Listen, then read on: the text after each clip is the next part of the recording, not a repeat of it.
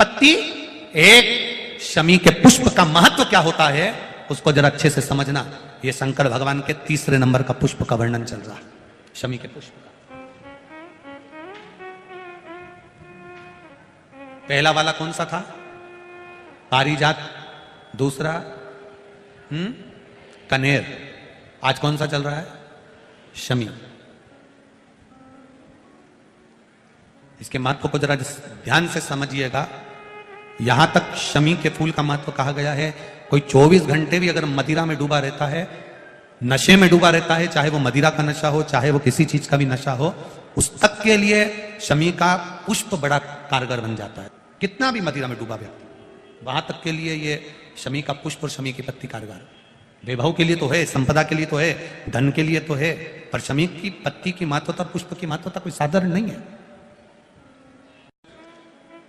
गुलाबी कलर का और क्या है इसमें ऐसा? शमी के वृक्ष में, शमी के पत्ते में, शमी का पौधा, शमी का वृक्ष, आखिर इसकी इतनी प्रबलता क्यों है? रामचरितमानस को उठाकर देखिए। बाबा लिखते हैं, राम जी महाराज जब रावण को मारने के लिए लंका पर चढ़ाई करते हैं और लंका अधिपति पर जब चढ़ाई करने लगे, लंकेश पर, लंका पर जब चढ़ाई करी, तब भगवान शंकर उस जगह पर नहीं दिखे।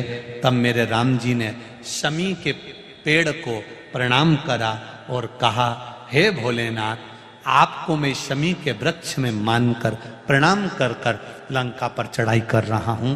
और उस शमी के वृक्ष को नमन कर कर मेरे राम जी लंका पर चढ़ाई कर देते हैं, विजय प्राप्त करते हैं, जीतते हैं और वापिस जब आते हैं, वापिस जब अयोध्या जाते हैं, तो मन में आया कि मैं अयोध्या के वासियों को दूं क्या? स्वर्ण बांटा। माता कौशल्या जी ने, माता कैकेयी जी ने, माता सुमित्रा जी ने स्वर्ण बांटा। राम जी से पूछा गया, संतों ने, साधुओं ने, तपस्वियों ने, ऋषियों ने पूछा, हमें स्वर्ण नहीं चाहिए, पर स्वर्ण की कीमत के बराबर कोई ऐसी वस्तु दी जाए जो स्वर्ण की कीमत से भी परिपूर्ण हो। तब एक शमी का पत्ता मेरे राम जी ने संतों को, ऋषियों को, साधुओं को दिया। एक शमी का पत्ता। आज भी जिस दिन रावण मरता है, रावण को जिस दिन जलाया जाता है, क्या बोलते हैं उसको? विजय दशमी।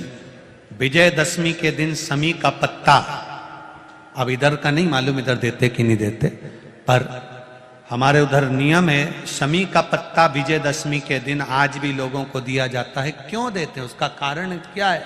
क्योंकि राम जी ने स्वर्ण के आभूषणों के बराबर, हजारों स्वर्ण मुद्राओं के बराबर एक शमी के पत्ते की मूलता कही है, और शमी का पत्ता संत, ऋषि, साधु, गुरुजन को दिया कि ये मेरे शंकर का एक स्वरूप है। ये शमी का पत्ता नहीं, ये वैभव को प्रदान करने वाला, एक आनंद सुख देने वाला। केवल एक कथा नहीं है शमी के वृक्ष की। शमी के वृक्ष की 3 कथाओं को हमारे यहाँ शास्त्रों में वाले महाराज ने बेलपत्री का वर्णन करा, सियोर वाले महाराज ने शमी पत्ते का वर्णन करा। शमी जिसमें कांटे लगे होते हैं, जिसको लोग खेजड़ी कहते हैं राजस्थान में।